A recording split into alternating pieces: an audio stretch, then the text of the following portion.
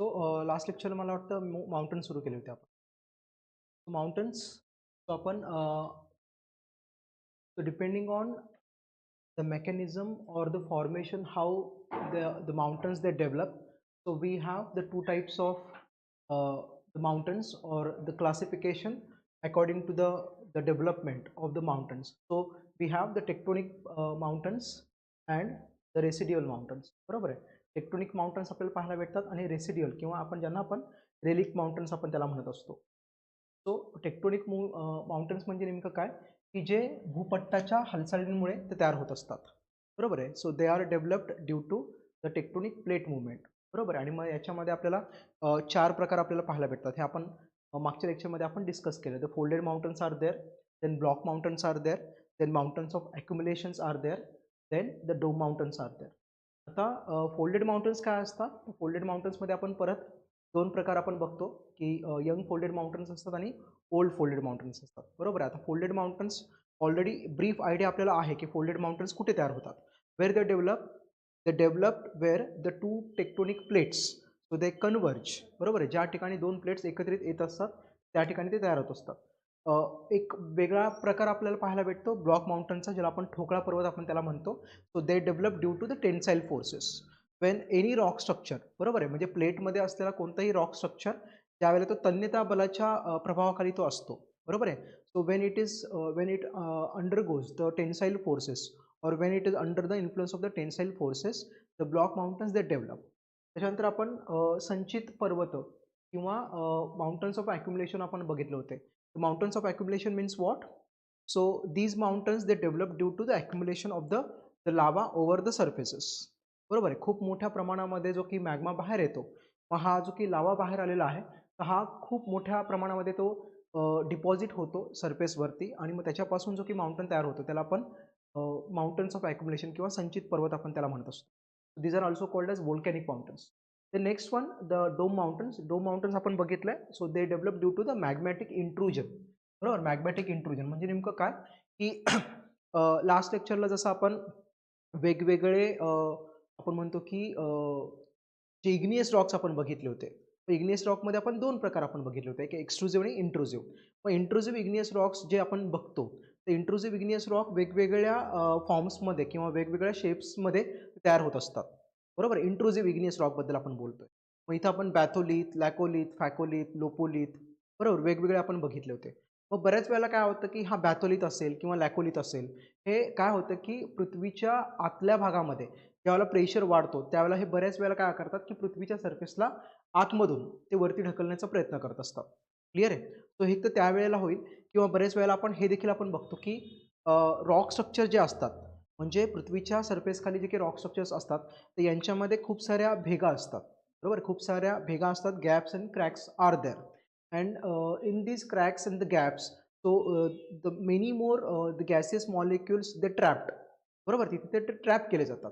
आणि बऱ्याच वेळेला काय होतं की ज्या वेळेला त्या खडकाचं ज्या रॉक स्ट्रक्चरचं टेम्परेचर वाढतं, टेम्परेचर वाढल्यामुळे काय होतं की these gaseous molecules they expand. बरोबर. त्यांचं एक्सपान्शन होतं आणि ज्यावेळेला ते एक्सपान्शन होत असतं त्यावेळेला ते काय करतात, ते रॉक स्ट्रक्चर एक्सपांड झाल्यामुळे बट ऑब्वियस की अर्थ सर्फेस जो काय तो अर्थ सर्फेस आतून तो थोडासा वरती ढकलला जातो. So that is called as magmatic intrusion. त्याला आपण काय म्हणतो की मॅग्माच्या अंतर्भेदी क्रियेमुळे काय होतं की खालील भागातून भूकवचाच्या पृष्ठभागाला वरच्या दिशेने ते ढकललं जातं. So the crustal part of the earth. बरोबर आहे. So it is pushed from below upwards and that is the reason Y एक घुमटाकार आकाराचा एक माउंटन तयार झालेला आपल्याला पाहायला भेटतो. So that is called as the dome mountains. Now coming to the next one. आपण हे देखील आपण बघितलं relic mountains or these are called as residual mountains. आता रेसिड्युअल माउंटन्स किंवा रेलिक माउंटन्स आपल्याला काय म्हणता येईल, त्याच्या नावातच आहे बघा. रेसिड्युअल म्हणजे काय की जे अवशेष राहिलेले आहेत. रेसिड्युअलचा अर्थ काय होतो, अवशेष. ज्यांचे अवशेष राहिले मग कोणताही पर्वत असेल म्हणजे जे आता आपण बघितले फोल्डेड माउंटन्स असू शकतात किंवा व्होल्कॅनिक माउंटन्स असू शकतात किंवा डोम माउंटन्स असू शकतात किंवा एखादा ब्लॉक माउंटन असू शकेल. बरोबर आहे. For example Himalaya the folded mountain. Then suppose Vindhya, take the example of Vindhya or the western Ghat. These are the block mountains. तर बऱ्याच वेळेला काय होतं की when these mountains when they undergoes the ETD process or the gradation process. बरोबर. ज्यावेळेला त्यांचं erosion होतं, ज्यावेळेला त्यांचं ट्रान्सपोर्टेशन होतं म्हणजे इरोजन पर्टिक्युलरली ज्यावेळेला होतं किंवा हे जे की माउंटन्स आहेत, हे माउंटन ज्या वेळेला वेदरिंगच्या एजंट्सच्या इन्फ्लुअन्स खाली येतात, त्यावेळेला काय होतं की त्यांचं तुकडे पडतात. बरोबर आहे. So they are weathered, they are eroded, and after that whatever the residue it is remained of these mountains, such mountains are called as residual mountains or the relic mountains, आपण त्यांना आपण म्हणत असतो. Getting my point. Now coming to the next one.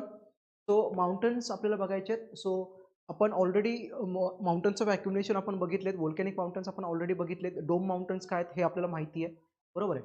आपल्याला दोन प्रमुख प्रकार इथं आपल्याला बघायचे. So that is folded mountain and the block mountain. Now folded mountains म्हणजे नेमकं काय, की लास्ट लेक्चरला पण आपण बघितलेलं आहे की फोल्डेड माउंटन्स हे कसे तयार होतात.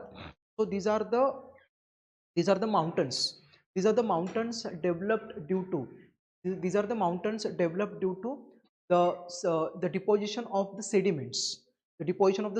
म्हणजे की गाळ वाहून आणलेला असतो किंवा जिथे गाळ असतो तर त्या भागामध्ये हे तयार होत असतं. जसं फॉर एक्झाम्पल लास्ट लेक्चरला मध्ये आपण डिस्कस केलं होतं की when the Eurasian mountain it is approaching the Indian mountain, Indian plate, and the Indian plate it is approaching the Eurasian plate. त्या दोघांमध्ये त्यावेळेला 33 सी होता. बरोबर आहे. 33 सी म्हणजे नेमकं काय, की 33 सीच्या ओशन फ्लोअरवरती खूप सारा गाळ जमा झालेला आहे. क्लिअर आहे. सो मग हा जो की गाळ आहे तो दबला गेलाय, तिथे दबला गेला आणि त्याच्यामुळे इथे जे काही फोल्ड्स तयार झाले, या फोल्ड्समध्ये कुठेतरी हा गाळ अडकलेला आहे. तर that is how the folded mountains they develop. मग याच्यामध्ये प्रामुख्याने कोण असणार आहे, तर हा गाळाचा खडक असणार आहे. बरोबर आहे. कुठला रॉक असणार आहे, सेडिमेंटरी टाईप ऑफ रॉक तो त्याच्यामध्ये असणार आहे. Getting my point. आता आपण ज्यावेळेस हिमालयाचं आपण उदाहरण आपण बघतो, तर लास्ट लेक्चरमध्ये पण आपण डिस्कस केलं होतं की how the Himalaya it is the sedimentary rock. बरोबर. It is a mountain made up of or develop due to the sediments. बरोबर आहे. हा सेडिमेंटरी रॉक पासून तयार झालेला हा माउंटन आहे, which has undergone the repeated and the frequent metamorphic processes. बरोबर आहे. ज्याला आपण म्हणतो की रूपांतरणाच्या प्रक्रियेतून गेलेला हा तुमचा कोण आहे, तर गाळाचा खडक आहे. या गाळाच्या खडकापासून तयार झालेला हा माउंटन आहे. बरोबर आहे. So Himalaya mountain it is a mountain developed due to the sedimentary rocks or the sediments which has undergone the repeated and the frequent metamorphic processes. येते गोष्ट लक्षामध्ये. अशा प्रकारचा तो हिमालय माउंटन आहे. आता हिमालय माउंटन आपण जर बघितलं तर मेनली तो कशामुळे तयार होतोय, it is develop due to the endogenetic forces. बरोबर आहे. Endogenetic forces. या स्क्रीनवरच्या नोट्स मराठीतून आहेत. बरोबर आहे. पण समजा तुम्हाला इंग्रजीमध्ये हवे असतील तर ग्रुपवरती आहेत, तुम्ही ओपन करून ठेवू शकता स्वतःसमोर. जिथे एखादा शब्द जर तुम्हाला अडला तर आपल्याला तो बघता येऊ शकेल. ठीक आहे. किंवा समजा एखादा शब्द अडलाच तर मला विचारा, इंटरप्ट करा मला आणि विचारा. ठीक आहे. So such mountains they develop due to the endogenetic force, and endogenetic forces we know very well. What is endogenetic forces? This is nothing but the plate tectonic movement. Plate tectonic मुवमेंटमुळे हे होत असतात.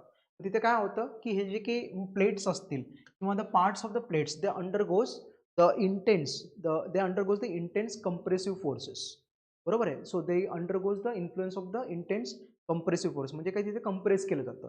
ज्याला दोन plates एकत्रित येतील त्या तिथे कन्व्हर्जन्स बाउंड्रीज तयार होतात. कन्व्हर्जन बाउंड्रीच्या केसमध्ये आपल्याला काय पाहायला भेटतं, कंप्रेशन आपल्याला पाहायला भेटतं. Getting my point. सो अशा पद्धतीने ते तयार होत असतं. सो यांचं काय वैशिष्ट्य आहे की हे जगातील सर्वात उंच आणि सर्वात विस्तृत असे पर्वत आहेत, जे की सर्व खंडांमध्ये आपल्याला पाहायला भेटतात. फोल्डेड माउंटन्स आपल्याला सातीच्या साती खंडांमध्ये आपल्याला पाहायला भेटते. येते गोष्ट लक्षामध्ये. स्टेट सर्व्हिसेसला म्हणजे राज्यसेवेला साधारणपणे एक 3-4 वर्षापूर्वी एक राज्यसेवेच्या पूर्वपरीक्षेला प्रश्न विचारला होता की कोणत्या खंडामध्ये वाळवंट आढळत नाही, असा काही तो प्रश्न होता.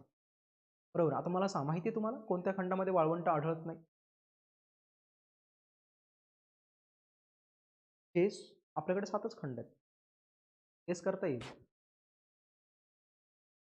ऑस्ट्रेलियामध्ये which continent doesn't have the deserts?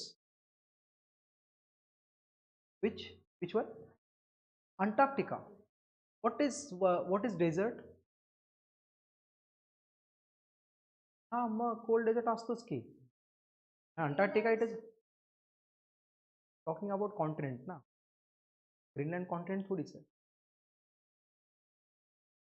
कोणता खंड असेल याच्यामध्ये वाळवंट आढळत नाही? No, it is Europe. युरोपमध्ये वाळवंट नाहीये का तुम्ही? आफ्रिकेमध्ये आहे? आफ्रिकेमध्ये आहे का? आहे. सहारा आहे. इंडियामध्ये सॉरी, आशियामध्ये आहे? आहे. आशियामध्ये आहेत. आशियामध्ये खूप साऱ्या ठिकाणी आपल्याला पाहायला भेटतं. देन साऊथ अमेरिका आहे का? साऊथ अमेरिकामध्ये? साऊथ अमेरिकामध्ये आहे का नाही? Atacama desert, it is there. Then अमेरिकामध्ये पण आहे. ठीक आहे. अजून कुठला राहिला मग? ऑस्ट्रेलियामध्ये आहे. ग्रेट सँडी डेझर्ट आहे तिथे.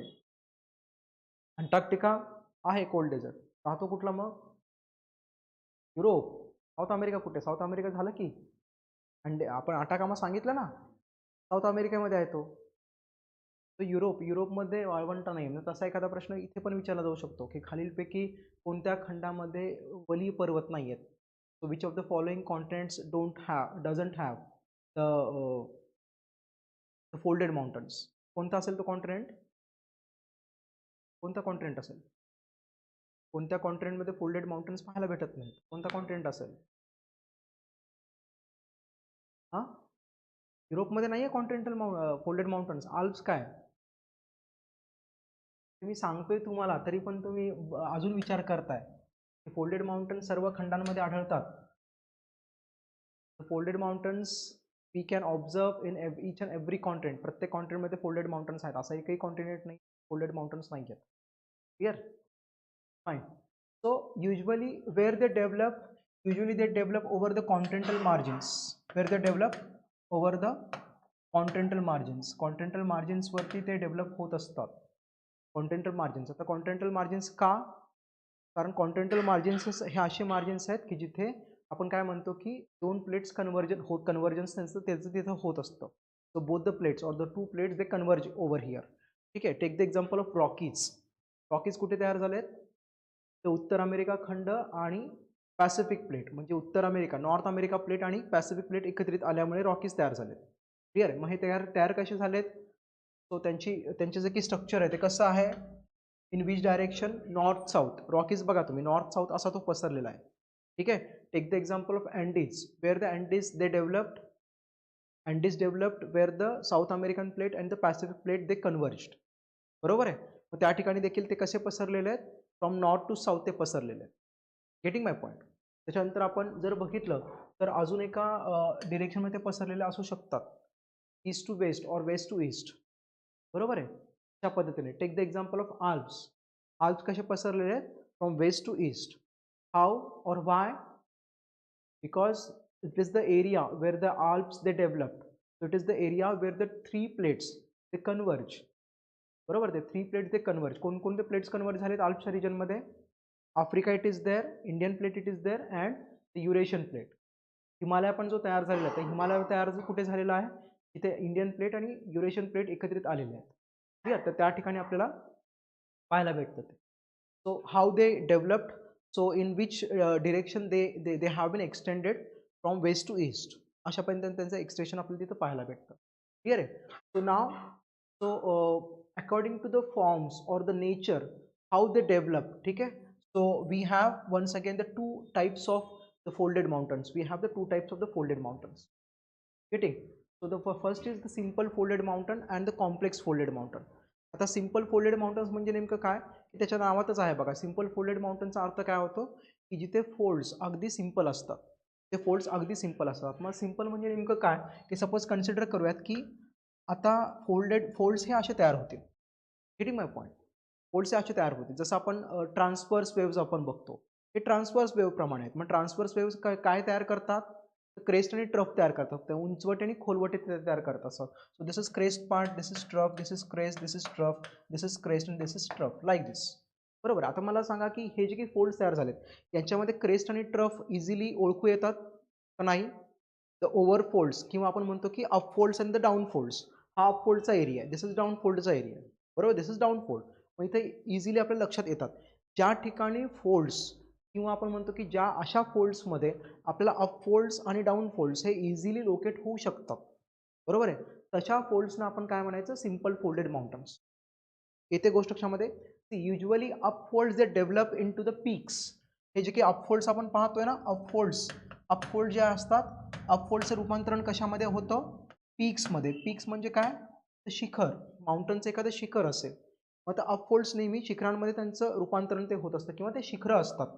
आणि जे आपण डाऊनफोल्ड्स आपण बघतो, डाऊनफोल्ड्स, बरोबर आहे, डाऊनफोल्ड्स. तर डाऊनफोल्ड्स काय असतात?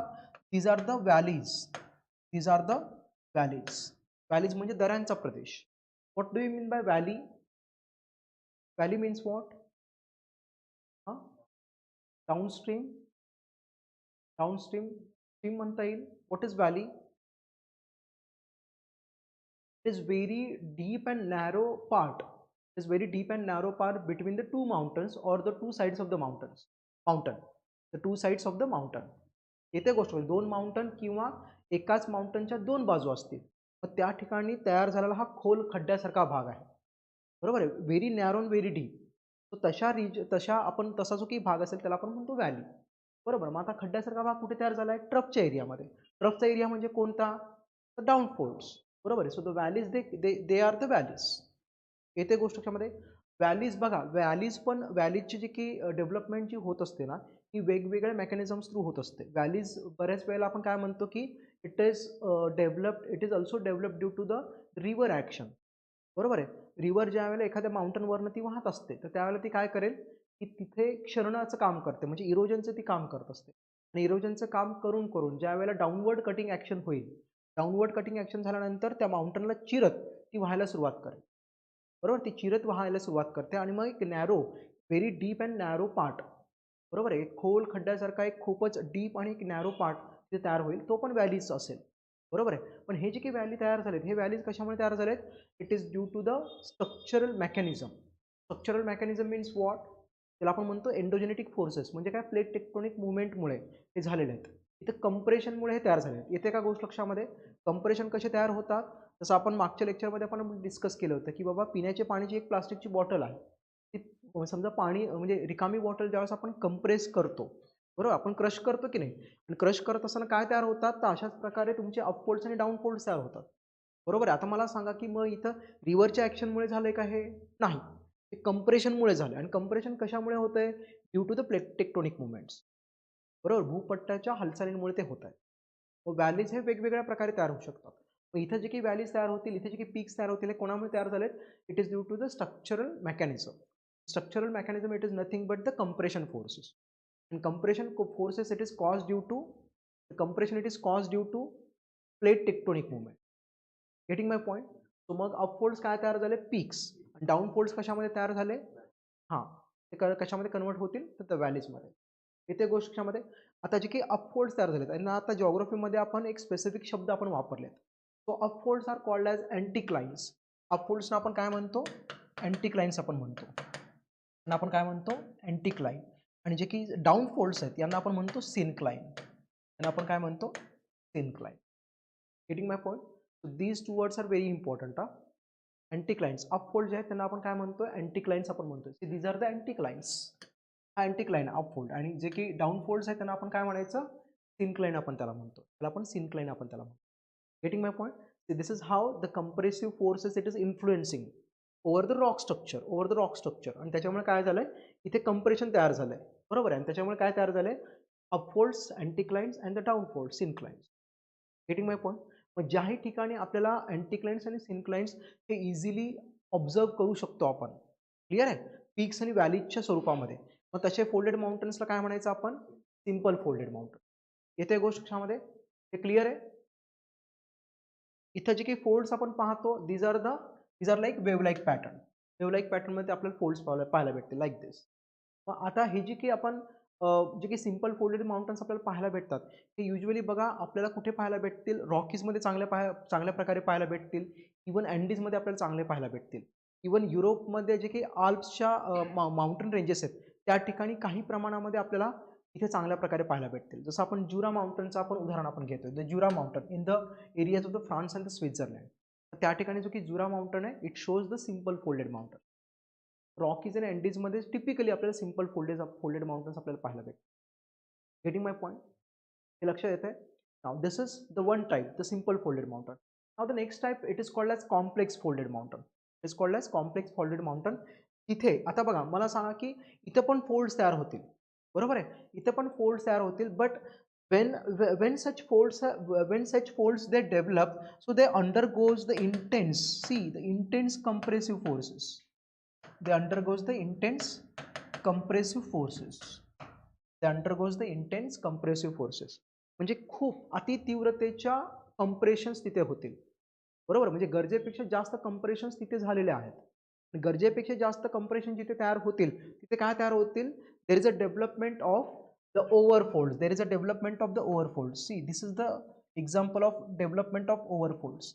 हे तुमचे ओव्हरफोल्ड्स असतील अशा प्रकारे. क्लिअर आहे. म्हणजे समजा आपण ओव्हरफोल्ड्स अशा प्रकारे काहीतरी सांगू शकतो, अशा प्रकारे, अशा प्रकारे, ज्याच्यामध्ये आपल्याला अपफोल्ड्स आणि डाऊनफोल्ड्स इझिली आपण ऑब्झर्व करू शकत नाही.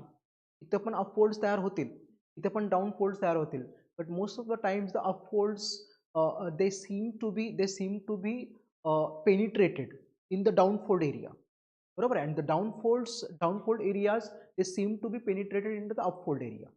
हे दोघेही एकमेकांच्या एरियामध्ये पेनिट्रेट केल्यासारखे ते वाटतात, बरोबर आहे. आणि त्याच्यामुळे आपल्याला इथं ओव्हरफोल्ड्स तयार होताना आपल्याला पाहायला भेटतं. बऱ्याच वेळेला आपल्याला ओव्हरफोल्ड तयार होताना पाहायला भेटते लाईक दिस, हे अशा प्रकारे काहीतरी, हे अशा प्रकारे.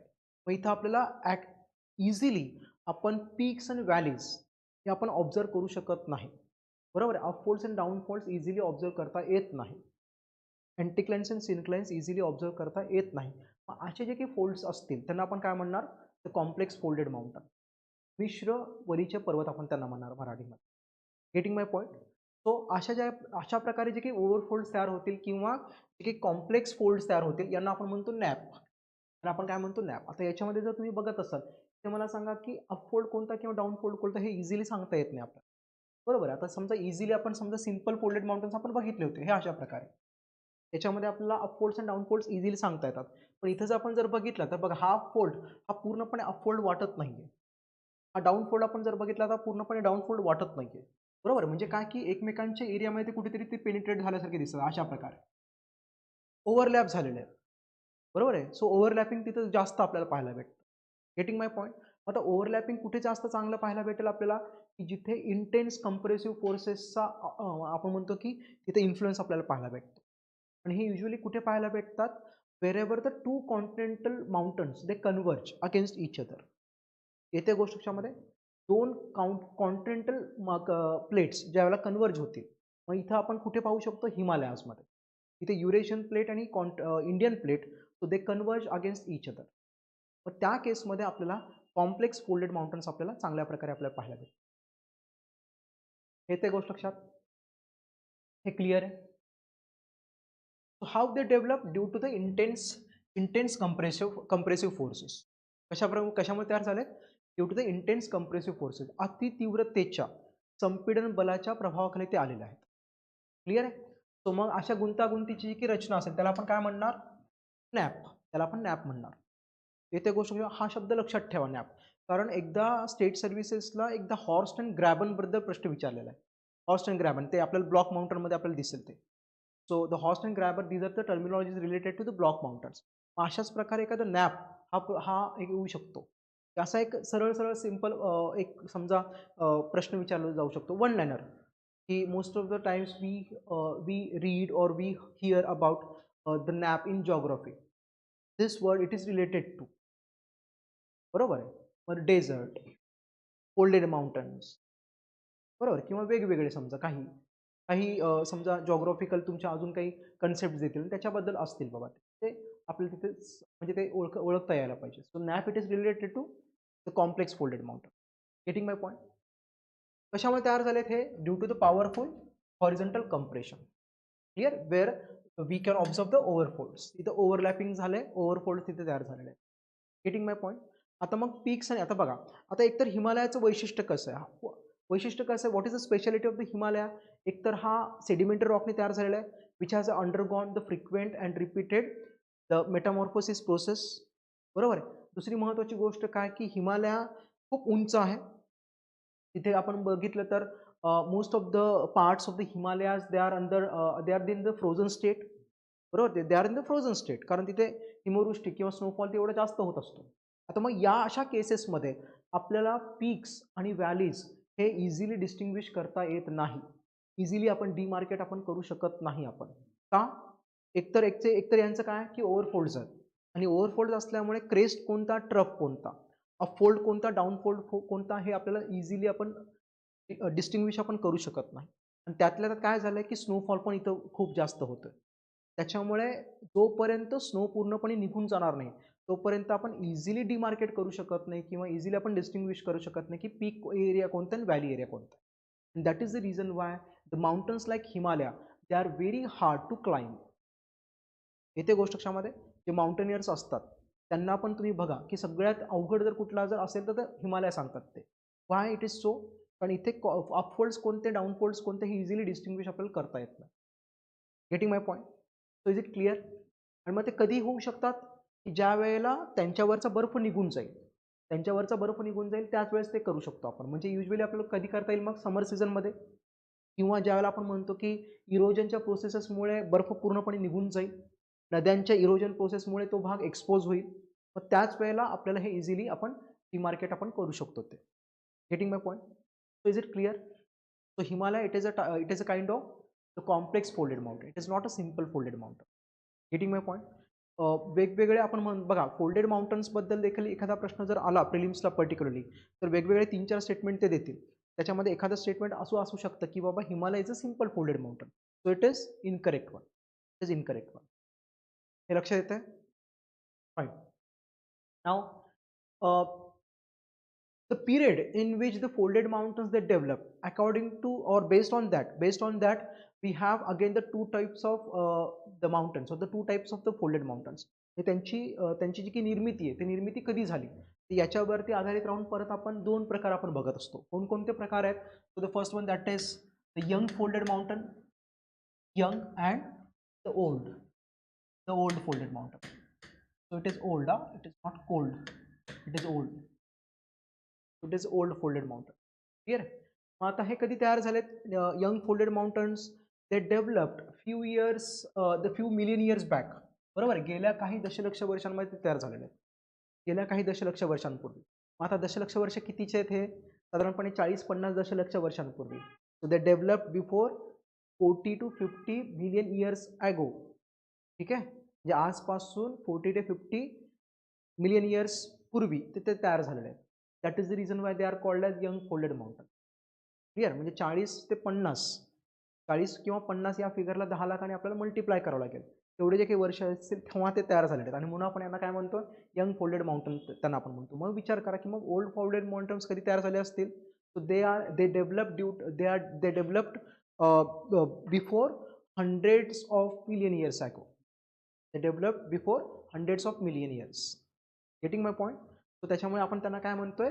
ओल्ड फोल्डेड माउंटन्स म्हणतोय. अनेक दशलक्ष वर्षांपूर्वी हे तयार झाले आहेत. आणि आपण जर यांचं जर बघितलं so only the residuals now the old folded mountains बद्दल आपण जर बोललो आपण तर only the residuals they remain now. Take the example of अरवलीज.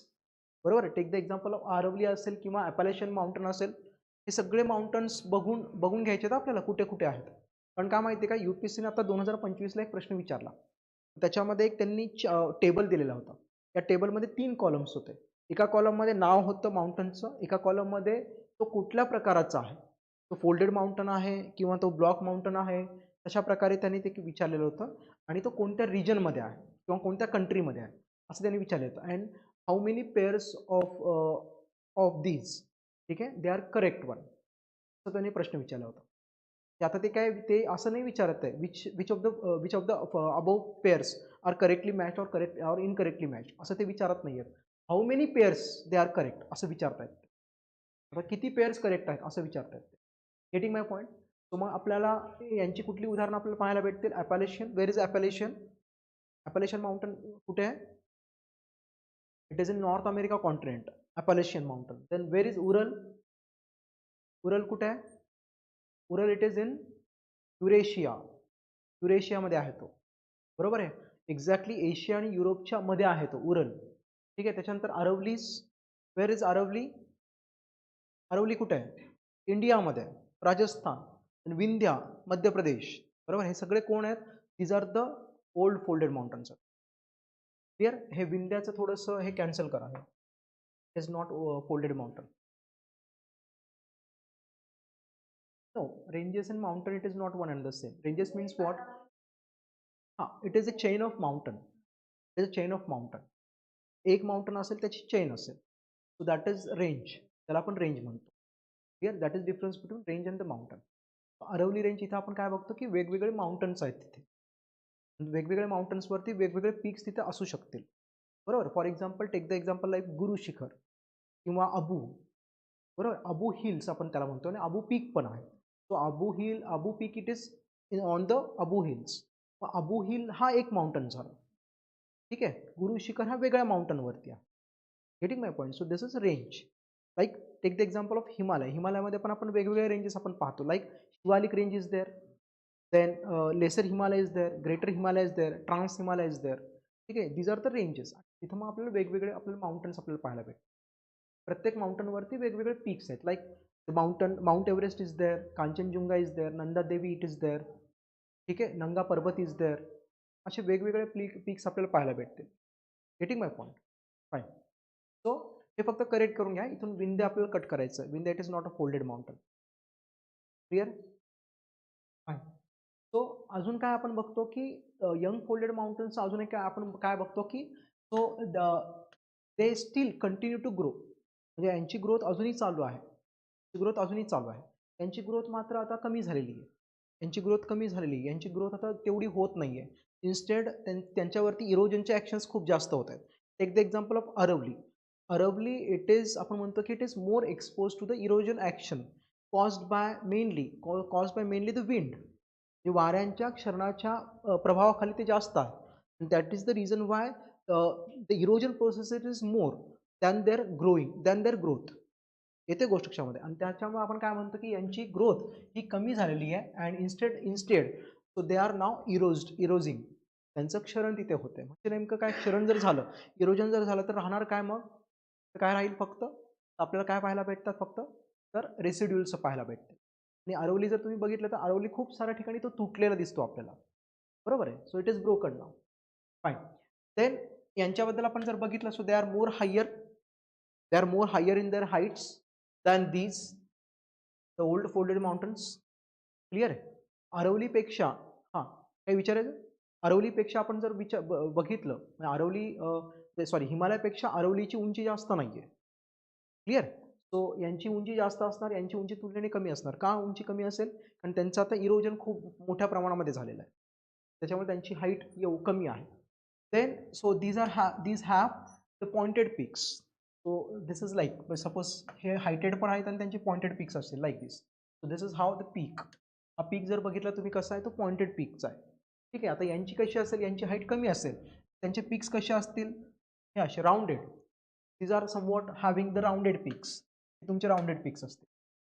Rounded पिक्स कशामुळे? कारण इरोजन ॲक्शन खूप जास्त झालेली आहे. त्याच्यामध्ये एक तर त्यांची हाईट पण कमी झाली आणि वरचं जे की समजा त्यांचं पॉइंटेड पिक्स होते आधी कधीतरी, ते कुठेतरी निघून गेलेले. And now they are developed into the rounded peaks. Clear आहे. Then these mountains, the young folded mountains, they are having the steeper slope. त्यांचे स्लोप्स कसे असतील? खूप तीव्र स्वरूपाचे त्यांचे उतार असतील. बघा, they are having the steeper slope. आणि इथं जर आपण बघितलं so they are somewhat having the moderate slope or the gentle slope. बरोबर आहे. मॉडरेट स्लोप्स असतील किंवा जेंटल स्लोप्स ते असतील. Getting my point. Then the valleys, these are having the deep valleys. म्हणजे की व्हॅलीज तयार होतील इथे स्ट्रक्चरल मेकॅनिझममुळे. समजा व्हॅलीज जर तयार होत असतील तर दे आर व्हेरी डीप. इथं व्हॅलीज कशा असतील? So they R relatively shallow valleys. ते खूप जास्त डीप नसतील, ते नसतील. गेटिंग. सो ते आपल्याला पाहायला भेटतात. Then the examples, the young folded माउंटन्समध्ये आपण हिमालय आपण बघतो.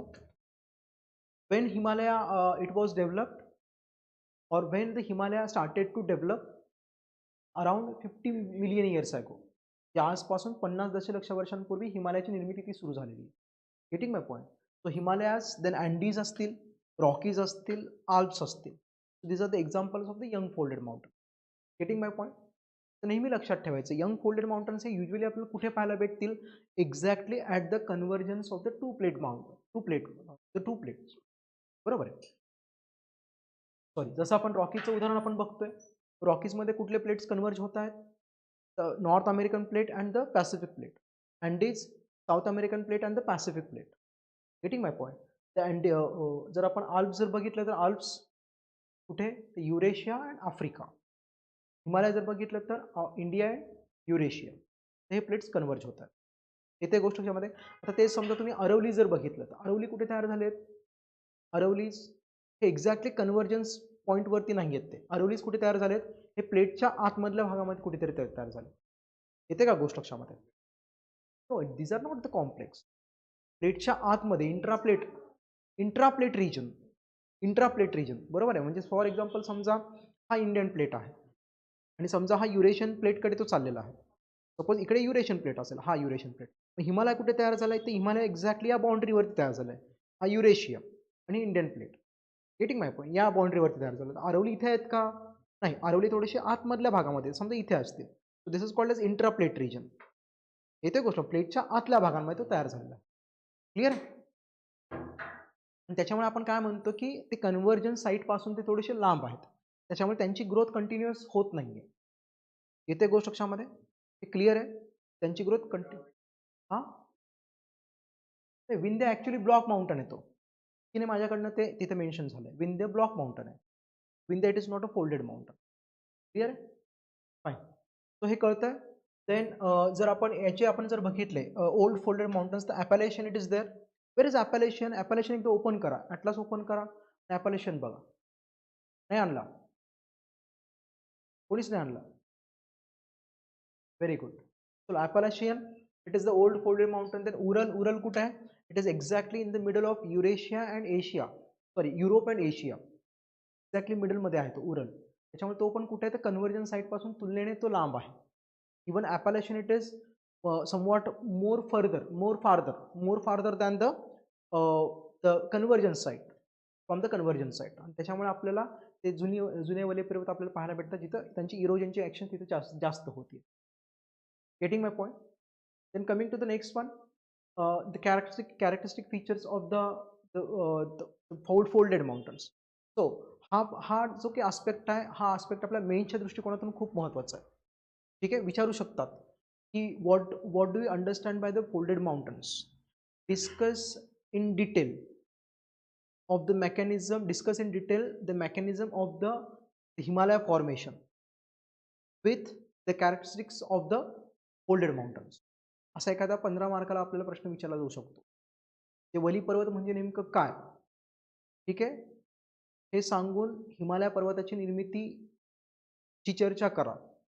त्यासोबत वली पर्वत किंवा जे काही घडीचे पर्वत आहेत त्यांचे कॅरेक्टरिस्टिक फीचर्स म्हणजे वैशिष्ट्य सांगा. एखादा प्रश्न विचारला जाऊ शकतो. सो त्या काय काय वैशिष्ट्य आहेत की पृथ्वीच्या पृष्ठभागावरील सर्वात तरुण पर्वत आहेत. These are young folded mountains. The young folded mountains on the surface of the earth. ठीक आहे. So how they developed where the sedimentary rocks they have undergone the compressive forces due to which the folded mountains, the folds they developed.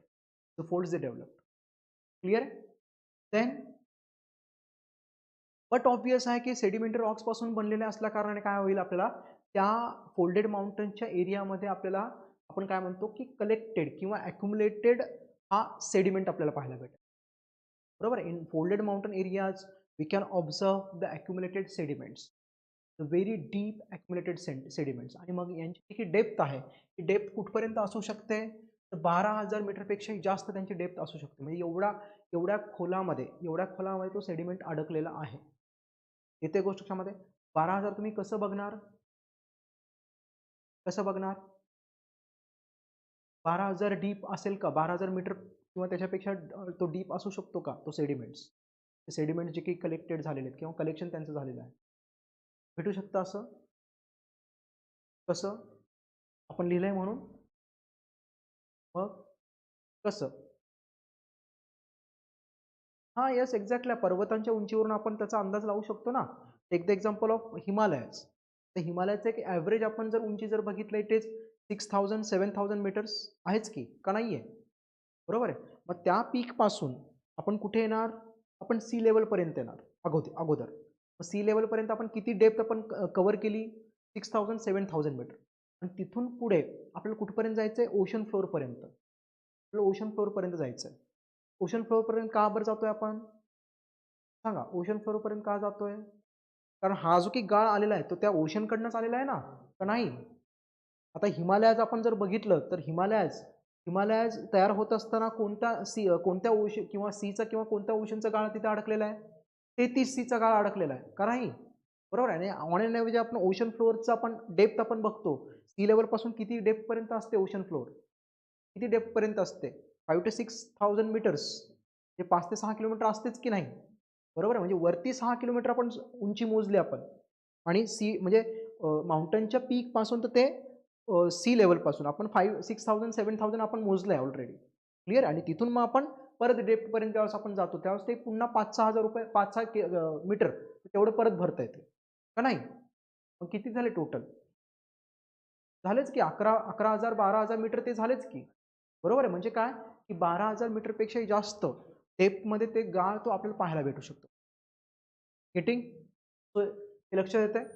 Then the another characteristic feature of the folded mountain it is what? So their length it is more than their breadth. त्यांच्या width पेक्षा ते किंवा त्यांच्या breadth पेक्षा त्यांची length ही जास्त असते. आता आपल्याला त्यांची लेंथ कशी बघायची आहे? इन व्हॉट वे और in which direction they have compressed. त्यांचं कंप्रेशन कोणत्या डायरेक्शनमध्ये झालं आहे त्यानुसार आपल्याला त्यांची त्यांची लेंथ आपल्याला बघायची आहे. Getting my point? म्हणजे फॉर एक्झाम्पल समजा बॉटल आहे. समजा कन्सिडर करू की ही बॉटल आहे. ठीक आहे, ही बॉटल आहे. तर समजा या बॉटलला समजा मी अशा पद्धतीने कंप्रेस जर करत असेल, अशा पद्धतीने कंप्रेस जर करत असेल, ती कशी एक्सटेंड होईल? ती जास्त व्हर्टिकली जास्त एक्सटेंड होईल. मग आपल्याला लेंथ कशी बघायची आहे? की कंप्रेशन कोणत्या वेळी होतीये, बरोबर आहे. मग ती कशी एक्सटेंड होते त्या वेळी आपल्याला बघायचं. मग ती एक्सटेंड कशी झाली इथे? व्हर्टिकली, बरोबर. मग आपल्याला लेंथ कशी बघायची आहे? वरून खाली, व्हर्टिकल, बरोबर आहे. मग हे आपल्याला अशा प्रकारचं कंप्रेशन आपल्याला कुठे पाहायला भेटतंय? रॉकीज आणि अँडीजमध्ये. Getting my point? रॉकीज आणि अँडीजमध्ये आपल्याला पाहायला भेटतं. ते कुठे कशा पद्धतीने एक्सटेंड झालेत? नॉर्थ टू साऊथ अशा पद्धतीने एक्सटेन्शन त्यांचं आहे. क्लिअर आहे? मग त्यांची लेंथ पण तशीच बघायची आहे. आता मला सांगा की मग व्हर्टिकली समजा लेंथ जर जास्त जर असेल तर त्याची विड्थ हॉरिझॉन्टली विड्थ त्यांची कमी होईल की नाही? येस. त्याच्यानंतर दुसरं आपण एक्झाम्पल जर बघितलं तर हिमालयाचं. How or in which direction the Himalaya has been compressed? No, north to south. हां, नॉर्थ टू साऊथ त्याचं कंप्रेशन झालेलं आहे. बरोबर. म्हणजे ते कसं कंप्रेशन त्याचं कसं झालंय? तर बघा हा हिमालय असा आहे. असा तो तयार झालेला आहे. Getting my point? आणि मग साऊथकडनं इंडियन प्लेट येतोय आणि नॉर्थकडनं युरेशियन प्लेट येतोय. मग त्याचं कंप्रेशन कसं झालंय? Horizontal compression. त्याच्यामुळे तो एक्सटेंड कसं झालाय? हॉरिझॉन्टली एक्सटेंड झालाय. मग त्याची लेंथ आपण कसं बघतोय? Horizontally. That is from west to east किंवा ईस्ट टू वेस्ट अशी आपण त्याची लेंथ आपण बघतो. Getting my point? ते समजा आपण एक्झाम्पल जे हिमालयाचं आपण बघतोय. So the length of the Himalaya that is west to east. So the length आपण जर बघितलं हिमालयाचं ते किती आहे? साधारणपणे 2400 किलोमीटर एवढी ती लेंथ आहे. So 2,400 kilometers. It is the length of the Himalaya. And how is the width or what is the width of the Himalaya? It is only the 400 kilometers. येत्या गोष्ट लक्षामध्ये 400 किलोमीटरची की विड्थ ती कशी बघतोय आपण? North south. क्लिअर आहे? आणि लेंथ आपण कशी बघतोय? वेस्ट टू ईस्ट अशी लेंथ आपण बघतोय. हे लक्षात येत आहे? So they are see. याचा अर्थ असा होतो की बाबा these folded mountains they are very long, they are very narrow. बरं, ते लॉंग आहेत आणि त्यांची विड्थ कमी म्हणजे काय? ते नॅरो आहेत ते, बरोबर आहे. And they have developed where they have been developed. So they have been developed in the shallow oceans 33 sea, बरोबर आहे. आता इव्हन तुम्ही रॉकीज जर बघितलं तर रॉकीज कुठे तयार झालेत? At the convergence of the two plates. आणि इथं दोन प्लेट्स कुठे आहेत? कुठले आहेत रॉकीजच्या एरियामध्ये? कुठले एरिया आहेत? Pacific and the north American. So it means what? The oceanic plate and the continental plates हे आहेत. मग ते कुठे तयार झाले आहेत? Along the continental margins. येथे गोष्ट कशामध्ये? भूखंड जो की कडा आहेत, भूखंड कडा. या भूखंड कडावरती कोण कोण येतं? कॉन्टिनेंटल स्लोप्स तिथे येतात. Getting my point? मग त्या रिजनमध्ये तो तयार झालेला आहे. मग कॉन्टिनेंटल शेल्फ किंवा कॉन्टिनेंटल स्लोपचा एरिया आपण जर बघितला हे तुलनेने कसे असणार आहेत? कसे असतात? They are shallower in nature, कारण ओशन फ्लोअर अजून खाली आहे. Getting my point? So even if we talk about the Himalaya formation, Himalaya ज्यावेळेला तयार झाला त्यावेळेला युरेशियन इंडियन प्लेटमध्ये कोण होतं? 33 सी होता. Getting my point? म्हणजे तिथे कन्व्हर्जन जे काही झालेलं आहे ते फक्त दोघांचं कन्व्हर्जन नाही आहे. तर काय झालं तिथे? युरेशियन प्लेट पण आलाय इंडियन प्लेट पण आलाय आणि मध्ये जो की बघा हे दोन प्लेट्स यांचं तर कन्व्हर्जन झालेलंच आहे, इथे तर कंप्रेशन्स तयार झालेत, पण या कंप्रेशनमध्ये अडकलाय कोण? द व्हेरी शॅलो नेचर्ड टेथिसी, तो पण अडकलेला, त्याचा गाळ तो अडकलेला आहे. Getting my point? सो इथं आपल्याला मग यांचं जी की लेंथ आहे ती जास्त पाहायला भेटेल. So they are more narrow and they have been developed in the shallow seas, the shallow seas. मग असा जो की एरिया तयार होतो किंवा ज्याला जो आपण शॅलो सीचा एरिया आपण त्याला भेटतो आपल्याला, so that is called as geosyncline. So this is the another terminology, the new terminology we are hearing. Clear? सो याला आपण काय म्हणतो? जिओसिन्क्लाइन. जिओसिन्क्लाइन म्हणजे नेमकं काय? बघा इथे आपण एक फिगर बघूया. या फिगरमध्ये इथे दिसतंय का? बघा काय झालं इथे, इथे काहीतरी निळ्या रंगाने काहीतरी दाखवलेलं आहे, the blue colour. What is the blue colour? It is indicating, so it is the shallow seas. बरोबर आहे. इथला जो की सेडिमेंट आहे, हा सेडिमेंट आहे तो. बरोबर आहे. मी इथं काय झालंय बघा, कंप्रेशन होत आहेत आणि कंप्रेशन होत असताना अँटीक्लाइन्स तयार होत आहेत, अपफोल्ड्स तयार होत आहेत, डाऊनफोल्ड्स तयार होतात. डाऊनफोल्डमध्ये बघा काय होत आहे, डाऊनफोल्ड्स कुठे तयार झालेत? Along the ocean floor. बरोबर आहे. Along the shallow seas, along the shallow seas where the sediment it is there, where the sediment it is there. बरोबर. हा सेडिमेंट बऱ्याच वेळेला काय होतं की ज्यावेळेला पुन्हा सिन्क्लाइन एरिया कव्हर झाल्यानंतर ज्यावेळेला पुन्हा एक अँटीक्लाइन तयार होईल, त्यावेळेला बऱ्याच वेळेला हा सेडिमेंट वरती देखील आणला जातो. बऱ्याच वेळेला सेडिमेंट वरती देखील आणला जाईल की नाही? It is due to compression forces. It is due to the compression force. Getting my point? मग असा एखादा शॅलो नेचरचा ओशन फ्लोअर असेल जिथे सेडिमेंट्स खूप मोठ्या प्रमाणामध्ये आहे आणि तो या कंप्रेशनच्या प्रोसेसमध्ये येतोय. So such areas are called as geosyncline. Such areas are called as geosyncline. याला आपण मराठीमध्ये आपण भू अभिनती अथवा आपण त्याला म्हणतोय. लक्षात येतंय जिओसिन्क्लाइन काय आहेत ते? क्लिअर आहे? Fine. Now usually they are arc in shape और आर्क इन, आपण म्हणतो की आर्क इन शेप अशा प्रकारे आपल्याला पाहायला भेटतो. आर्क इन शेप म्हणजे काय? सी अशा प्रकारे. C this is arc. Arc बरोबर आहे. कॉन्व्हेक्स, बरोबर, कॉन्व्हेक्स प्रकारचा. किंवा आपण हे आपण लक्षात घेतो बघा, कमान असेल किंवा आपण हे पण बघतो काय की हे असतं ना धनुष्य, धनुष्याचं पण बघा की बाहेरचा जो की एरिया असतो तो अशाच प्रकारचा असतो. Getting my point? हां, वन साइड कॉन्केव्ह आणि other side is convex.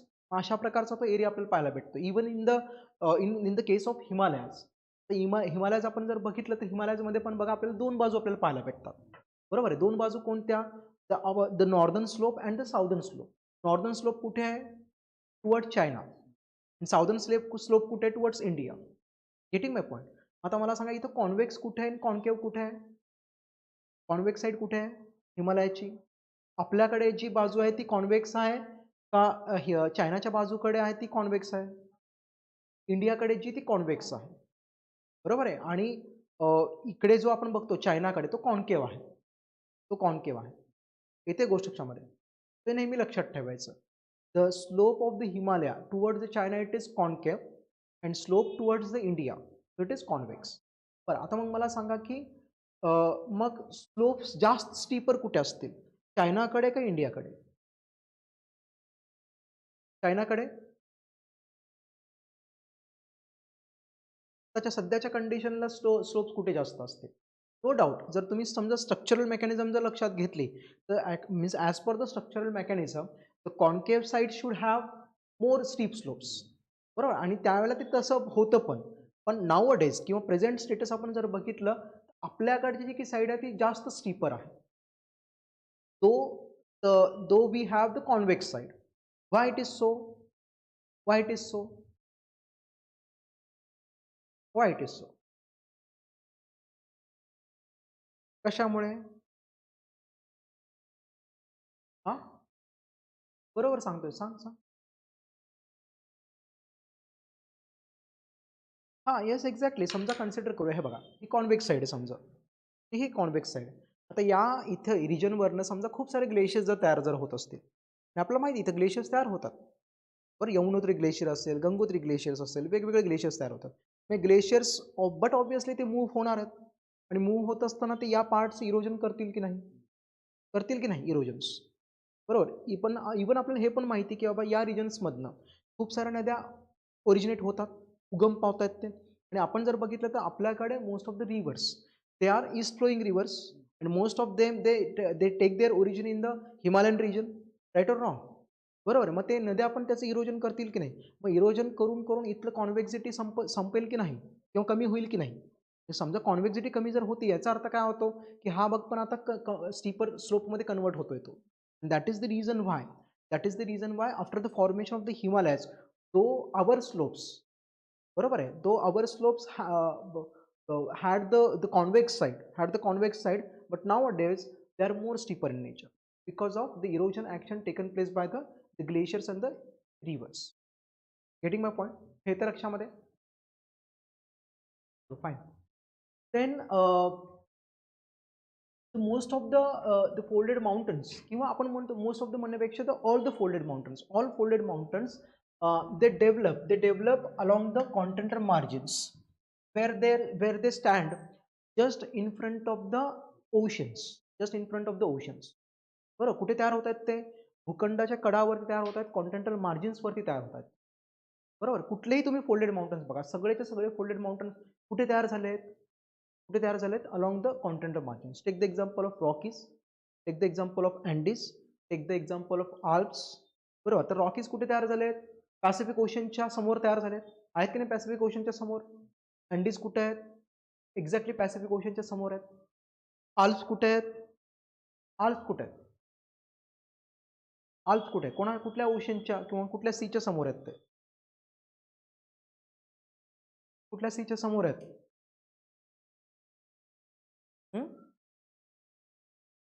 Mediterranean C आहेत की नाही? Mediterranean sea. Clear. What about Himalayas? तो कोणत्या समुद्राच्या किंवा कोणत्या महासागराच्या समोर येतो? तेहतीस सी. आज तिथं समुद्र दिसत नाही आपल्याला, पण ज्यावेळेला तो तयार झाला त्यावेळेला तर समुद्र होताच की, का नाही? तो पण कुठे आहे? एक्झॅक्टली 33 सीच्या समोरच आहे तो, बरोबर आहे. आणि मागच्या लेक्चरमध्ये पण आपण डिस्कस केलं होतं की जे काही 33 सी जो काही तयार झाला होता, 33 सी कधी तयार झाला? When Pangaea broke. ज्यावेळेला पॅन्जिया तुटल्यानंतर लॉरिशन गोंडलँड पार्ट म्हणजे तुटले, ते म्हणजे तयार झाले. त्याच्यामध्ये जो काही गॅप तयार झाला, so that was fulfilled with the water of the super ocean. आणि जो काही गॅप मध्ये काही पाणी जमा झालं, so that was called as 33 sea. Getting my point? आजचं जे काही आपण 33 सीचं रेसिड्युअल आपण बघतो, 33 सीचे काही अवशेष आपण बघतो, ते कुठे पाहायला भेटतात आपल्याला? कुठे पाहायला भेटतात? 33 सी म्हणून आपल्याला कुठे पाहायला भेटेल? बघा, आज हिमालयन युरेशियाच्या मध्ये 33 सी आपल्याला ऍक्च्युअल मध्ये दिसत नाही, बरोबर आहे. मग 33 सीचे की पाणी आहे आज आपल्याला काही पाणी आपल्याला कुठे पाहायला भेटतं? Mediterranean sea. बघा, मेडिटेरियन सी मध्ये आहे की नाही तो? बघा, मेडिटेरियन सीचा रिजन कसा आहे? थोडंसं इमॅजिन करा ना. कुठे आहे? तुम्ही ॲटलास आणतच नाही, तुम्ही बघतच नाही, कसं समजेल तुम्हाला ते? कुठे तयार झालाय तो? जिथे 3 प्लेट्स कन्वर्ट झालेले आहेत. 3 प्लेट्स कन्वर्ट झालेत की नाही? कुठले प्लेट्स कन्वर्ट झालेत? Eurasian plate, Indian plate, African plate. हे तिघही एकाच ठिकाणी कन्वर्ट झाल्यासारखे दिसत नाहीत का? बरोबर आहे की नाही? तिघही एकाच ठिकाणी कन्वर्ट झाल्यासारखे दिसत आहेत ते. आणि कुठे आहेत ते? बघा, हा एरिया बघा तुम्ही. बघा, हा तुमचा आफ्रिकन प्लेट, हा युरेशियन प्लेट आणि हा इंडियन प्लेट. हे तिघही एकाच ठिकाणी कन्वर्ट होत आहेत की नाही? मग 33 सी काही होता तो आता नाहीये, बरोबर. परंतु या 33 सीचे जे काही रेसिड्युअल्स आपल्याला पाहायला भेटतात, ते कुठल्या स्वरूपामध्ये पाहायला भेटतात? मेडिटेरियन सीच्या स्वरूपामध्ये. Getting my point? असा एखादा प्रश्न तुम्हाला विचारला जाऊ शकतो की 33 सीचे जे की आज आपल्याला रेसिड्युअल्स आपल्याला पाहायला भेटतात, so that is observed in the form of Mediterranean sea, red sea, Arabian sea, बरोबर आहे, किंवा कॅस्पियन सी. असं एखादं असे काही एक्झाम्पल्स किंवा असे काही ऑप्शन्स तुम्हाला तयार करून दिले जाऊ शकतात. कुठला? मेडिटेरियन सी हा अवशेष आहे 33 सीचा, बाकीचे नाही आहेत. मी काय सांगतोय? मी प्रश्न तयार करतोय, असा एखादा प्रश्न तयार करू शकतात, तयार केलं जाऊ शकतं आयोगाकडनं, ते विचारले जाऊ शकतं. क्लिअर? हे असे ऑप्शन्स. आपलं उत्तर कुठला असावा? इज मेडिटेरियन सी, भूमध्य समुद्र. येते गोष्ट लक्षामध्ये? फाईन. हे क्लिअर आहे? कॅरेक्टरिस्टिक फीचर्स कळतात तुम्हाला? Fine. Now coming to the next one, the block mountain. This is all about the folded mountains. I hope की folded mountains व्यवस्थितपणे कळालेला असेल तो. Mechanism, their types, their characteristic features. Now coming to the next one, the block mountains. The name itself suggests what exactly it is. Block म्हणजे काय? एक पूर्ण एक ठोकळा जो वेगळा होतो, बरोबर. पूर्ण एक ठोकळा वेगळा होतो. म्हणजे फॉर एक्झाम्पल सपोज बेंच आहे, क्लिअर. बेंच समजा, या बेंचवरती समजा काही समजा प्लेट टेक्टोनिक मुवमेंटच्या इन्फ्लुएन्स खाली हा बेंच गेला, आणि ते प्लेट टेक्टोनिक मुवमेंट होत असताना की सपोज कन्सिडर करू की पॅरलली एखादा कन्सिडर करू की पॅरलली समजा हा सपोज हा एक रॉक स्ट्रक्चर आहे, बरोबर. हा एक रॉक स्ट्रक्चर आहे, and this rock structure it is a part of the plate, बरोबर. And the plate suppose it is moving, the plate suppose it is moving, आणि प्लेटची मुवमेंट होत असताना समजा कन्सिडर करू की या रॉक स्ट्रक्चरमध्ये उभ्या पद्धतीने वर्टिकली सपोज कन्सिडर करू की वर्टिकली व्हेरी पॅरलल और more or less very parallel अशा काही फ्रंट्स तयार काय फॉल्ट्स तयार झाले. फॉल्ट्स तयार समजा झाले, faults. What do mean by fault? Faults काय असतात? Faults are the cracks. The cracks they develop along any rock structure when the plate it is moving. ज्यावेळेला एखादी प्लेट मूव्ह करत असते तर त्यावेळेला त्या प्लेटचा भाग असलेला एखादा रॉक स्ट्रक्चर, या रॉक स्ट्रक्चरमध्ये समजा मोर ऑर लेस किंवा एक अंदाजे एक समांतर अशा दोन पॅरलल अशा दोन समजा फॉल्ट्स किंवा क्रॅक जर झाले, अशा केसेसमध्ये ब्लॉक माउंटन्स ते तयार होऊ शकतात. Getting my point? आणि ज्या वेळेला ब्लॉक माउंटन्स तयार होतील त्यावेळेस फक्त ब्लॉक माउंटन्स तयार होणार नाहीत, तर ब्लॉक माउंटन सोबत रिफ्ट व्हॅलीज देखील तयार होतील. ब्लॉक माउंटन सोबत कोण तयार होतील? तर रिफ्ट व्हॅलीज देखील ते तयार होऊ शकतात. क्लिअर? आता मग मला सांगा की मग हे ज्या वेळेला फॉल्ट तयार होतील त्यावेळेला होतं काय नेमकं? त्यावेळेला होतं असं की along the two fault lines, so the middle block may be raised upwards. जसं हा वरती आलेला आहे बघा, दिसतोय तुम्हाला हा वरती आलेला? क्लिअर? हा वरती आलाय. आता मी काय करतोय की समजा कन्सिडर करूयात की दोन आपल्या म्हणजे समजा एक रॉक स्ट्रक्चर आहे, समजा हा रॉक स्ट्रक्चर आहे, आणि या रॉक स्ट्रक्चरमुळे काय झालं, या रॉक स्ट्रक्चरमध्ये काय झालंय की due to the plate tectonic movement दोन अशा मोर ऑर लेस पॅरलल असे समजा फॉल्ट्स तयार झाले, दोन एक्झॅक्टली समजा पॅरलल किंवा मोर ऑर लेस पॅरलल असे फॉल्ट्स जर तयार समजा झाले, and due to the plate tectonic movement, suppose the middle part suppose it is raised in a vertical upward direction, like this. अशा प्रकारे तो रेज झाला, अशा प्रकारे समजा वरती जर आला तो, ठीक आहे. तर मग हा काय तयार होईल? एक ब्लॉक तयार होईल की नाही? इथं सी कंप्रेशन इथं होणार नाही. कंप्रेशन कुठे होईल? की ज्या वेळेला दोन वेगवेगळ्या गोष्टी एकत्रित येतील त्यावेळेला कंप्रेशन होणार ना, बरोबर. आणि कंप्रेशन युजली आपल्याला कुठे पाहायला भेटतात? Exactly along the convergence site, तिथे युरेशियन प्लेट आणि इंडियन प्लेट एकत्रित आलेत, मग त्या एक्झॅक्टली कन्व्हर्जन्स साईटला आपल्याला फोल्ड्स तयार होताना पाहायला भेटेल. येते गोष्टीमध्ये जसं आपण मागच्या लेक्चरमध्ये पण मागच्या लेक्चरपूर्वी पण आपण उदाहरण आपण बघितले होते. बस दोन कार्स किंवा दोन समजा गाड्या आहेत, तर त्यांची डॅश झाली. पण डॅश झाल्यानंतर आपल्याला फोल्ड्स कुठे जास्त पाहायला भेटतील? जिथे एक्झॅक्टली डॅशची साईट आहे. डॅशची साईट कुठे आहे? तर फ्रंट साईड, त्या कारचा बोनेटचा पार्ट, या कारचा बोनेटचा पार्ट, तिथं आपल्याला फोल्ड्स चांगले तयार होताना दिसतील आपल्याला. Getting my point? पण आतल्या भागामध्ये आपण जर बघितलं, कारचा ऍक्सिडेंट झाल्यानंतर आतल्या भागामध्ये जर समजा ड्रायव्हरची साईड आपण बघूया किंवा ड्रायव्हरच्या मागची साईड ती आपण जर बघितलं, तिथे एखादा पार्ट वरती येऊ शकतो अचानकपणे, येऊ शकेल की नाही? एखादा पार्ट अचानकपणे खाली जाऊ शकेल, एखादा पार्ट अनटच पण राहू शकतो जिथं काहीच झालेलं नाहीये, होऊ शकतं की नाही असं? पण आता मला सांगा की जिथे जिथे हे सगळे स्ट्रक्चर जे तयार झालेत, कुठले स्ट्रक्चर तयार झाले सांगितले मी तुम्हाला? डॅशच्या साईटवरती फोल्ड तयार झाले, तिथे काय तयार होणार? Folded mountains. क्लिअर आहे? समजा आतल्या भागामध्ये एखादा असा कन्सिडर करू की इथे तिथे क्रॅक्स तयार झाले, क्रॅक्स तयार होऊ शकतात, एखादा भाग चिरला जाऊ शकतो, की एखादा भाग चिरला जर जात असेल समजा, तर मग तिथला एखादा भाग अचानकपणे वरती येऊ शकतो, तिथला एखादा भाग अचानकपणे खाली जाऊ शकतो, होऊ शकतं की नाही? मग वरती समजा आलेला भाग जर असेल तो, तर त्याला आपण काय म्हणणार? मग ब्लॉक माउंटन. त्याला काय म्हणणार आपण? ब्लॉक माउंटन म्हणणार. क्लिअर? एखादा भाग त्या समजा त्या जिथे चिरले गेली किंवा जिथे क्रॅक्स पडलेत त्या क्रॅकच्या बाजूचा भाग समजा अचानकपणे खालावला जर गेला असेल, डाऊनफोल्ड जर म्हणजे समजा खचला जर गेला असेल, तर तिथे सपोज सिंकिंग ज्याला आपण म्हणतो, सिंक झाला तो, मग तिथे काय तयार होतील? रिफ्ट व्हॅलीज तयार होऊ शकतात. इथे काय तयार होऊ शकतात? रिफ्ट व्हॅलीज तयार होऊ शकतात. एखादा भाग समजा वरती आलाय परंतु तो पूर्णपणे फ्लॅट तयार झालाय, तिथे कोणत्याही प्रकारचं माउंटन लाईक स्ट्रक्चर नाहीये, तो पूर्णपणे फ्लॅट तयार झालाय, मग तो काय तयार होऊ शकतो? प्लेट्यूज. तो काय तयार होऊ शकतो? प्लेट्यूज, पठारी प्रदेश. क्लिअर आहे? सपोज एखादा भाग अनटच राहिला आणि तो त्याच लेवलला आहे ज्या लेवलला तो पूर्वी पण होता, फ्लॅट सरफेस, मग तो काय तयार होणार? तो काय तर प्लेन्स तयार होतात. ते काय तयार होतील? प्लेन्स तयार होतील.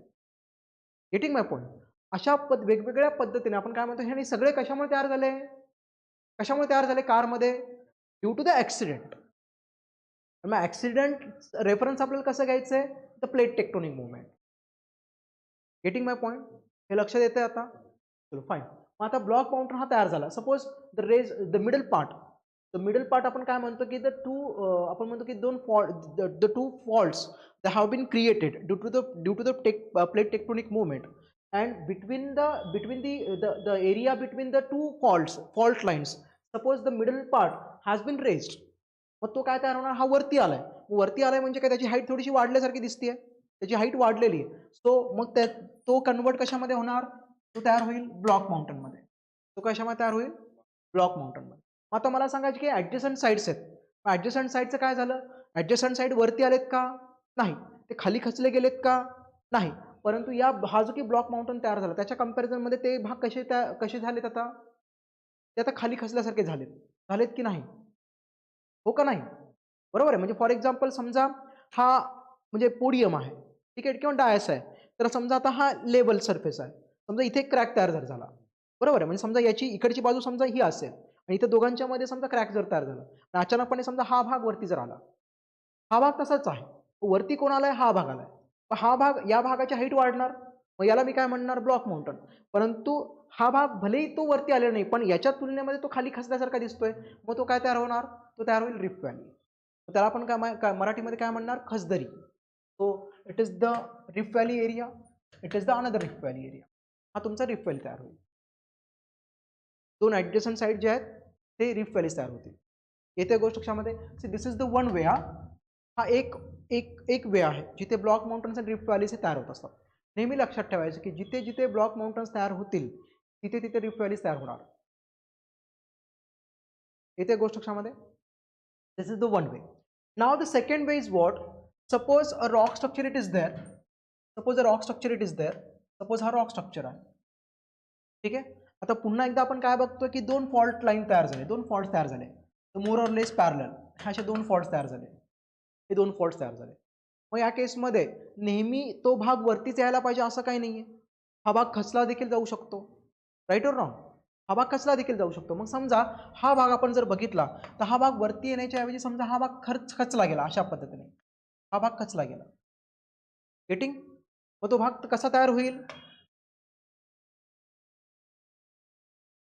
हा भाग असा तयार होईल. येते गोष्ट कशामध्ये? किंवा अजून जास्त जर खचला गेला तर हा भाग असा तयार होईल. गेटिंग? येते लक्षामध्ये? तो भाग असा खचला गेला. काय तयार होईल? आता इथे व्हॅली तयार होईल. कुठे कुठे तयार होईल व्हॅली? मिडल वर. आणि मग हे बघा, ह्या भागांना काहीच झालेलं नाहीये, परंतु याच्या तुलनेमध्ये हे भाग वरती आल्यासारखे दिसतात. सो हा, they may develop into the block mountains. म्हणजे तुमचे ब्लॉक माउंटन्स तयार. ही जर फिगर नसेल त्या आपल्या नोट्समध्ये तर काढून घ्या, ठीक आहे. So this is the another way, this is the second way, this is the second वे. इथं लक्षामध्ये? म्हणून आपण काय म्हणतोय, जिथे जिथे ब्लॉक माउंटन्स तयार होणार तिथे रिफ्ट व्हॅलीज येणारच येणार. जिथे जिथे रिफ्ट व्हॅली तयार होणार तिथे ब्लॉक माउंटन्स येणार म्हणजे येणार. येते गोष्ट लक्षात? Now there is another way, third way. There is another way, third way. Suppose this is a rock structure.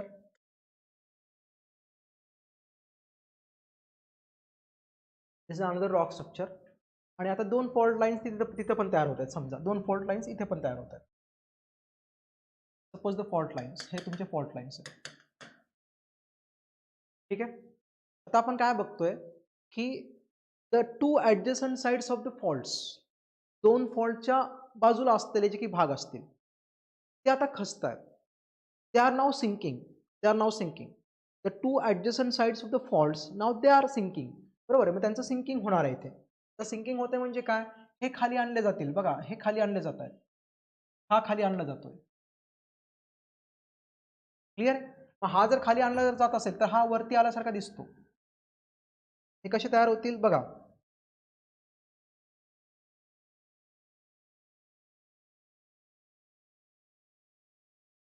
मग हा वरती आल्यासारखा दिसतो,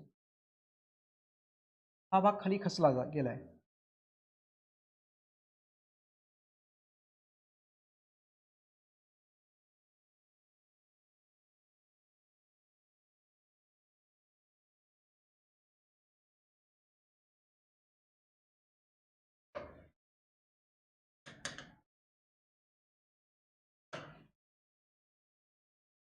येते लक्षात? काय झालंय? काय झालं सांगा. या फिगर मध्ये काय झालं? नाही, सेम कसं? सेम नाहीये. फर्स्ट प्रमाणेच आहे, फर्स्ट प्रमाणेच तयार झालंय, नो डाऊट. परंतु मेकॅनिझम वेगळी आहे, this is the third way. Same नाहीये, ऑब्झर्व करा थोडंसं, सेम नाहीये ते. नो डाऊट मिडल पार्ट जो आहे तो मिडल पार्ट ब्लॉक माउंटन मध्ये त्याचं कन्वर्जन झालेलं आहे. Now this is block mountain, this is रिफ्ट व्हॅली एरिया, दिस इज रिफ्ट व्हॅली एरिया. पण इथं काय म्हटलं मी? नाही, टिल्टेड वगैरे नाही, ते माझ्या काढण्यामध्ये झालेलं असेल, मी काही एक्झॅक्ट नाही काढू शकत स्क्रीनवरती. काय झालं इथं? काय झालं तर सांगा मला. इथे काय झालं होतं? दोन फॉल्ट लाईन्स तयार झाले, बरोबर आहे. आणि दोन फॉल्ट लाईनच्या मधला भाग वरती आलेला आहे, हो का नाही? मधला भाग वरती आलाय, मी इथे दाखवतो हवं तर. कोण वरती आलाय? हा मधला भाग वरती येतोय. See, it is rising in a vertical upward direction. आणि मग तयार होणार ब्लॉक माउंटन, त्याचे दोन साइड्स तयार होणार रिफ्ट व्हॅलीज. येते का गोष्ट लक्षामध्ये? इथं काय झालं? इथं काय झालं सांगा. मधला भाग सिंक झालेला आहे, त्याच्यामुळे इथं रिफ्ट व्हॅलीज तयार झाले आणि ॲडजस्टंट साइड्स कन्वर्ट झाले ब्लॉक माउंटन्समध्ये. क्लिअर आहे? इथं काय झालं सांगा. इथे ॲडजस्टंट साइड्स सिंक झालेत खाली, हा भाग तसाच राहिलाय. येतं का लक्षात? आता क्लिअर आहे का? क्लिअर आहे? ते आपल्याला फिगर ही सेम दिसतीये, पण इथं मेकॅनिझम मात्र वेगळी आहे. इथं काय झालं? मधला भाग वरती आलाय, इथे मधला भाग वरती येत नाहीये. इथं देखील दोन ॲडजस्टंट साइड्स आहेत, फॉल्ट लाईनच्या दोन ॲडजस्टंट साइड्स आहेत, ते खाली खचले गेलेत, येते का गोष्ट लक्षामध्ये? क्लिअर आहे? So these are the three different ways, ठीक आहे, through which the block mountains and the rift valleys they develop. हे क्लिअर आहे? आपल्याकडे अशा प्रकारे आपल्याला ब्लॉक माउंटन्स आणि रिफ्ट व्हॅलीज आपल्याला पाहायला भेटतात. आपल्याकडे कुठे कुठे पाहायला भेटतील? Take the example of suppose the Vindhya and Satpura आपण जर बघितले तर विंध्य अँड सातपुडा आपल्याला सी अशा प्रकारे तयार होतील. सी द नॉर्मल फॉल्ट्स, हे these are the fault lines.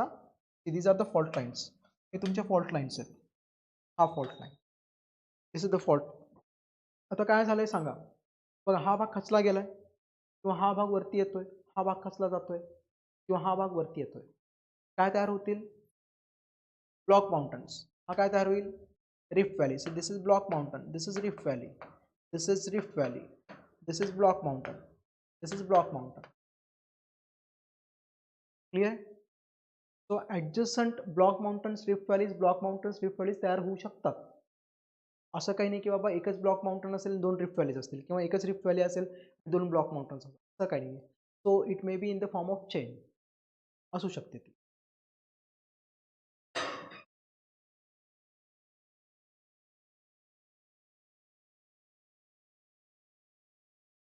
हां, ते आता ते आयडेंटिटी म्हणजे एक्झॅक्टली कोण, म्हणजे तुमचं असं म्हणणं की बाबा कोण सिंक झालं आणि कोण वरती आलं, बरोबर आहे. हे आपल्याला पाहता येऊ शकतं ना, की फॉर एक्झाम्पल जे की जिओलॉजिस्ट वगैरे असतात, आता टेक्निकल गोष्टी आहेत, परंतु जिओलॉजिस्ट असतील किंवा जे की त्याच्याबद्दल अभ्यास करणारे असतात, त्यांना त्या ऑटोमॅटिकली गोष्टी कळतात. कारण फॉल्ट कशा पद्धतीने तयार होतात, कुठे तयार होतात, त्याचा अभ्यास करून आपल्याला त्या लक्षात येऊ शकतं, सांगता येऊ शकतं की नेमका कोणता पार्ट रेज झालेला आहे. क्लिअर आहे? So that is not the big deal. अशा प्रकारे तयार होतात. So these are the three different ways. Clear? मग आपल्याला एक्झाम्पल्स आपल्याला पाहायला भेटतील. Take the example of Vindhya and Satpura. बरोबर, विंध्याच्या बाजूला कोण आहे बघा.